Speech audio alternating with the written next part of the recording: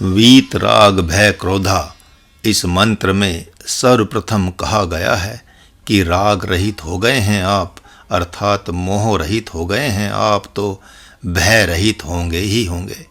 भय रहित हो गए हो तो काम क्रोध लोभ रहित होंगे ही आप। सारी की सारी अज्ञान में कहानी अपने को शरीर मानने से ही प्रारंभ होती है। मैं शरीर हूँ, इस भाव में ही भय होता है कि कोई मुझे मार न दे, मेरा वैरी न मार दे, कहीं मुझे जल न मार दे, अग्नि न मार दे, कहीं मुझे भूकंप न मार दे, कहीं मुझे गरीबी न मार दे, अमीरी न मार दे। यह भय शरीर मानने में ही व्यापक हो गया है।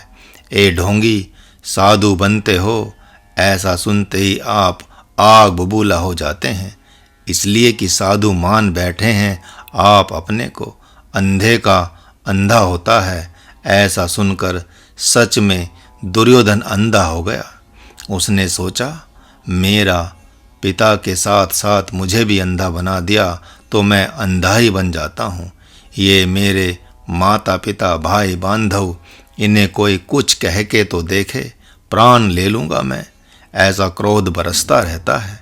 यह मेरी स्त्री है, यह कामनी है, यह वेश्या है, इस भाव का काम बरस जाता है।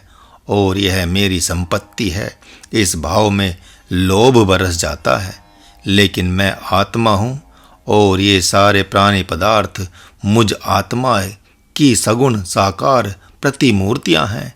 इस ज्ञान रूपी तप में निर्मोहता, अभयता, अक्रोधता तथा अकामता बरस जाती है। भगवान मानो संकेत कर रहे हैं कि भले ही आपके लिए अनशन करके शरीर सुखाना सहज हो गया है, लेकिन सहज तो ज्ञान रूपी तप है, जिसमें मान्यता को त्यागना है और सद्गुरु के अनुसार मैं ही आत्मा हूँ, इस ज्ञान को धारण करना है। भगवान ने यहाँ एक बात और भी स्पष्ट कर दी है कि है तो ज्ञान रूपी तप बड़ा ही सरल, लेकिन जो ज्ञान रूप तप बड़ा ही सरल है, आप चाहें कि अज्ञानियों के बीच यह सरल हो जाएगा, सो बात नहीं। यह ज्ञान रूपी तप तो मेरे आश्रित होकर तप न होगा, मेरे आश्रित होकर ही तप न होगा। पराये के आश्रित तो बड़ा ही कठिन हो जाएगा। स्वजनों के शरणागत हुए महात्मा अर्जुन को तो आप देखें कि भगवान कह रहे हैं कि तुम आत्मा हो, लेकिन अब तक उन्होंने स्वीकार नहीं किया। एक तरफ भगवान कह रहे हैं उनसे कि तुम आत्मा हो, दूसरी तरफ भगवान की ही सुनकर संजय कह रहे हैं धृतराष्ट्र से कि आप आत्मा हैं। एक शुभ में बंध गया है तो दूसरा अशुभ में बंध गया है। एक शील संकोच में अपने को आत्मा नहीं मान रहा है, लेकिन वह सोचता है कि गुरुजनों से युद्ध करना पड़ जाएगा, तो दूसरा पुत्र मोह में स्वीकार नहीं कर पा रहा है कि मैं आत्मा हूँ, क्योंकि पुत्र को ही त्यागना पड़ जाएगा। आए दिन आपके साथ भी ऐसी ही घटनाएं घटती रहती हैं। शील संकोच में भी आप गुरु की आज्ञा का पालन नहीं कर पाते। माँ कुछ कहती है, गुरु कुछ कहता है, आप झंझट में पड़ जाते हैं कि किसका कहना मानूं। माँ कहती है तुमने अपने को शरीर मानो, अपनी जाति को पहचानो, घर बार को पहचान कर रखो। गुरु कहता कि तुम शरीर कैसे हो सकते हो, आत्मा हो, इसलिए अपनी आत्मरूपता को जान कर रहो। यदि आप अज्ञान में तप रहे हैं तो गुरुदेव से कहेंगे कि आप ही हैं गुरुदेव, आप तो ज्ञानी ही हैं। यदि आपकी बात नहीं मानूंगा तो आप मेरी विवशता को अच्छी प्रकार से पहचान जाएंगे, लेकिन यदि माँ की बात नहीं मानूं तो वह तो पागल ही हो जाएगी। तो आप यह बतावें कि मैं क्या करूं। गुरुदेव विवशतावश कह देंगे, मानो तुम अपने को ब्राह्मण मानो, क्षत्रिय मानो, वैश्य मानो, शूद्र मानो, हिजड़ा मानो, कायर मानो, लेकिन तुम यह सब हो नहीं, हो तो तुम आत्मा ही। भगवान मानो कह रहे हैं, अरे आत्मा मान लेने में क्या तुम्हारा शरीर छिन जाएगा? उस अवस्था में तो संग्राम होगा, लेकिन हनुमान जी का संग्राम होगा। क्रोध होगा, लेकिन हनुमान जी का क्रोध होगा आपके पास। असुरों को सताएंगे आप, लेकिन माता पिता को नहीं सताएंगे। क्रोध तो रहेगा, लेकिन बोध के साथ प्रकट होगा। उस क्रोध में, लोभ में ही धर्म की स्थापना होती है।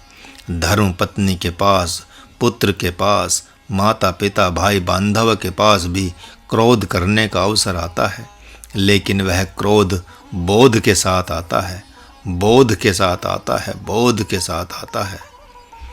शरीर स्वस्थ है तो अष्टांग योग का संपादन होता है। स्मृति स्वस्थ है तो ज्ञान योग का संपादन होता है। कर्म कांड का विशेष अनुष्ठान करना है तो शरीर को स्वस्थ रखना है। भाव की स्वच्छता में भक्ति योग का संपादन होता है। इसमें प्रेम की आवश्यकता होती है। वैसे ही ज्ञान योग में श्रद्धा और समर्पण की तथा त्याग की आवश्यकता होती है। यदि आपसे कह दिया जाए कि 3 घंटे बैठकर जप करें, योग करें, तो सहसा आप नहीं कर पाएंगे। लेकिन यदि आप बौद्धिक हैं और आपसे कह दिया जाए कि 3 घंटे चिंतन करें, तो सुगमता से कर सकेंगे, क्योंकि ज्ञान यज्ञ में किसी नियम का महत्व नहीं है। वैसे ही भक्ति योग में प्रेम की आवश्यकता है। हाँ, साधना के प्रथम चरण में कुछ नियमों की बात कर दी जाती है। भगवान ने इस मंत्र में भय, क्रोध तथा मोह को त्यागने को कहा है, अर्थात अस्वीकार करने की बात की है, लेकिन काम को त्यागने की बात नहीं की। जिस काम को अभी कुछ समय पूर्व उन्होंने महाशत्रु बताया है, उसी काम के प्रति अभी मौन है, इसलिए कि जिसको आपने पकड़ रखा है उसे ही छोड़ सकते हैं, लेकिन जिसने आपको ही पकड़ रखा है उसे कैसे छोड़ सकते हैं? यही बात आपके और काम के बीच की है। सर्वप्रथम आपने अपने शरीर की सृष्टि के समय काम को स्वीकार किया, न कि क्रोध, लोभ और मोह और भय को। अतः वह काम नैसर्गिक सा हो गया है। माना कि सर्वप्रथम उसे आपने पकड़ा, लेकिन जीवन से फिर उसी ने आपको पकड़ रखा है। अतः जब तक मैं शरीर हूँ, यह भाव आप नहीं छोड़ते, तब तक काम आपका पीछा नहीं छोड़ेगा। इसीलिए मानो भगवान ने कहा, कोई बात नहीं, जिसे आपने ऊपर ऊपर पकड़ रखा है वह क्रोध, उस क्रोध, भय एवं लोभ आदि को त्याग दें। उसके उपरांत तो आपके काम का वध करना मेरा काम है। आप सब ने देखा होगा, रावण और कुंभकर्ण का वध भगवान ने किया और मेघनाद का वध जितेंद्रिय लक्ष्मण ने किया। ऐसा क्यों?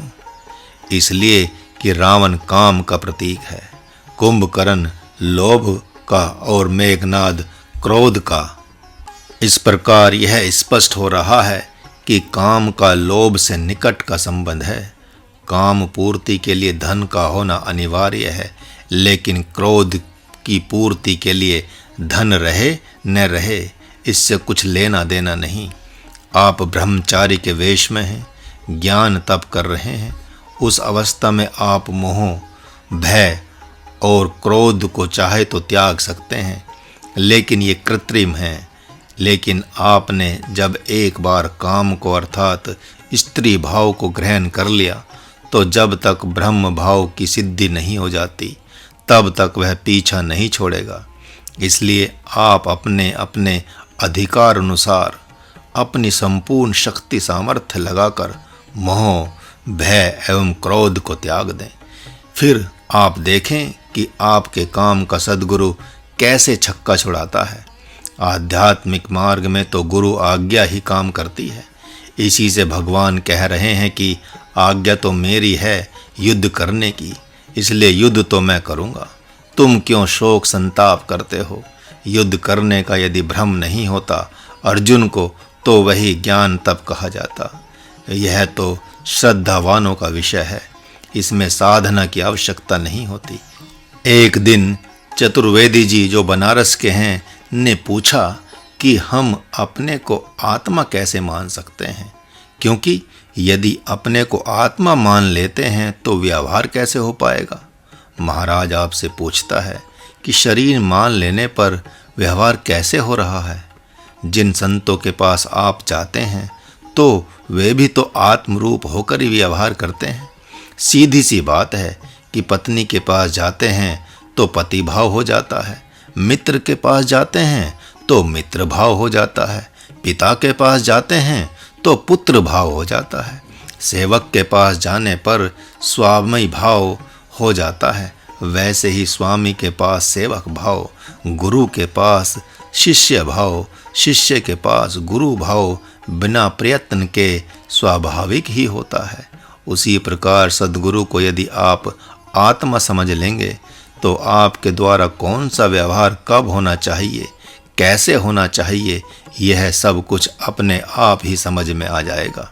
इतना ही नहीं, यदि इससे भी आगे बढ़कर सबको आत्मरूप ही समझ लेते हैं, फिर तो देखेंगे कि ब्रह्म कर्म अपने आप कैसे हो रहा है तथा जीव कर्म कैसे समाप्त हो रहा है।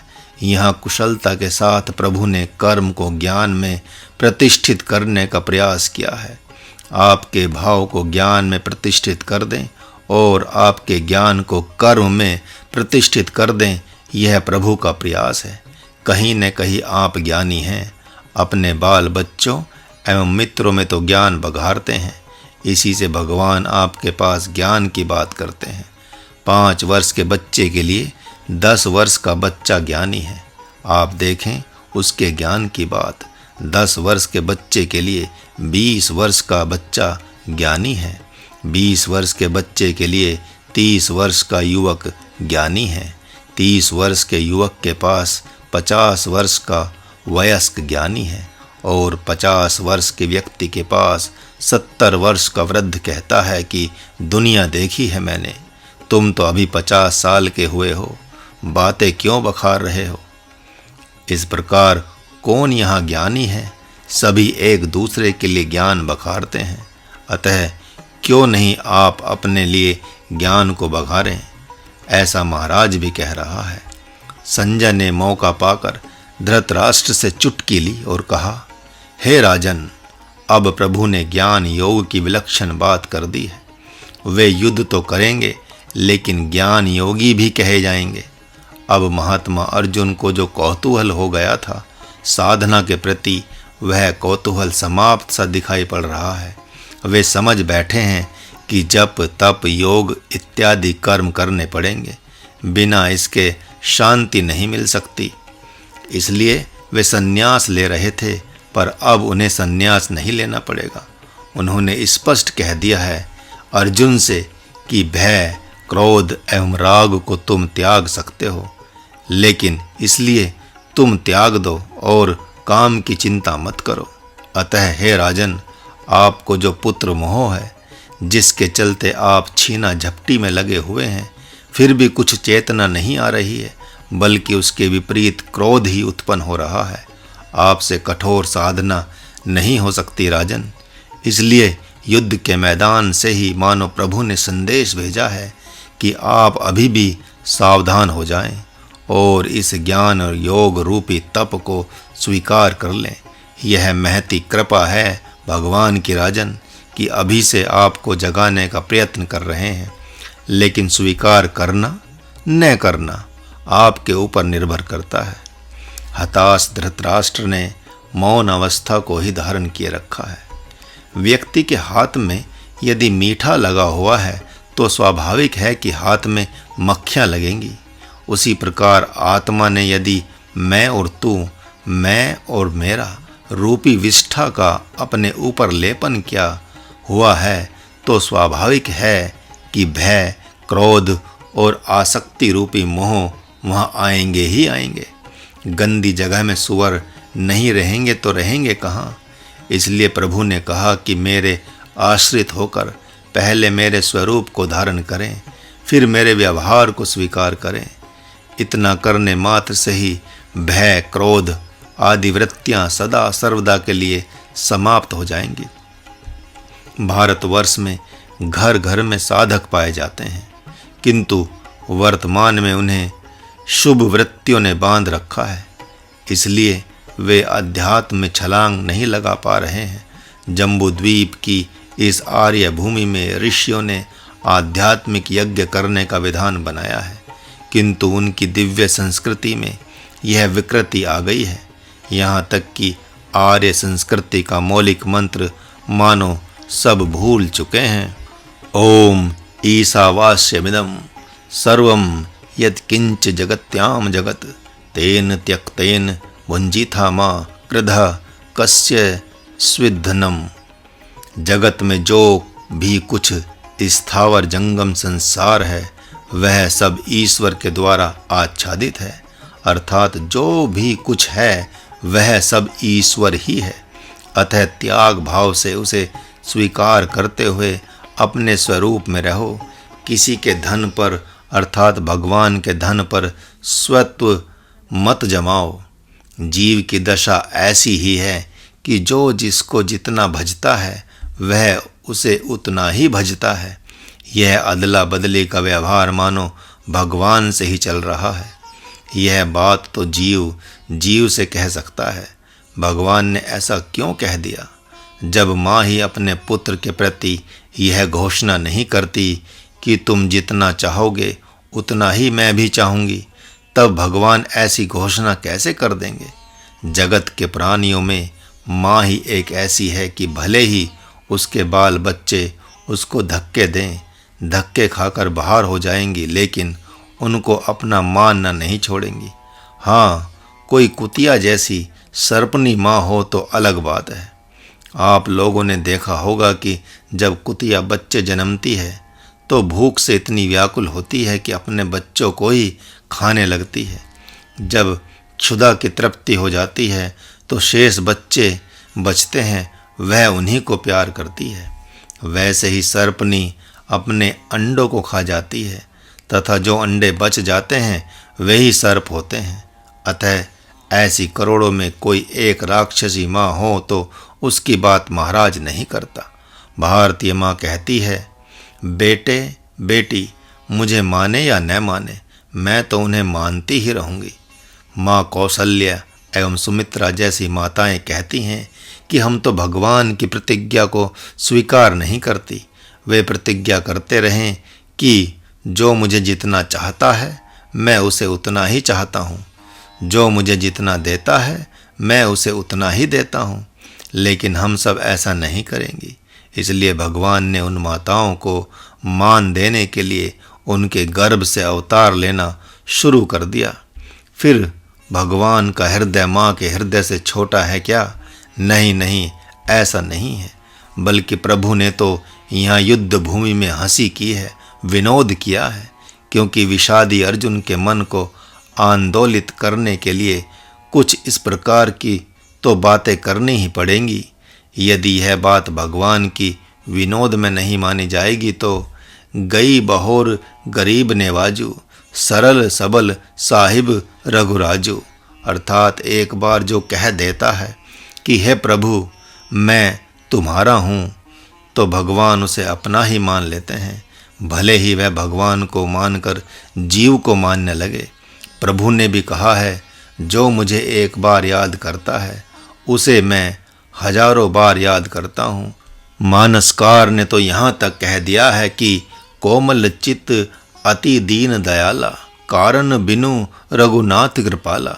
अर्थात भगवान बिना कारण ही रीझ जाता है। सभी संतों ने यही कहा है कि उसके पास गुना क्षरण्याय होता है। यदि ऐसा है तो भगवान यहाँ पर ऐसा क्यों कह रहे हैं कि जो मुझे जितना भजता है मैं उसे उतना ही भजता हूँ? हाँ, निश्चित रूप से यहाँ भगवान ऐसी बात सकामी के लिए कह रहे हैं, क्योंकि सकामी के पास ही भगवान का अदला बदली का व्यवहार चलता है। जितना सकामी पुरुष भगवान के नाम का जप तप योग करता है, उसी के अनुपात में वे उसकी कामना पूर्ति कर देते हैं। इसके विपरीत निष्कामी जब संपूर्ण निष्कामता के साथ समर्पित होता है, तब भगवान उसके लिए संपूर्ण निष्कामी बन जाते हैं। निष्कामी भक्त भगवान को उन्हीं की वस्तु तन मन धन लौटाकर जब आत्मरूप हो जाता है, तब भगवान उसके लिए अहर्निश जीने लगता है।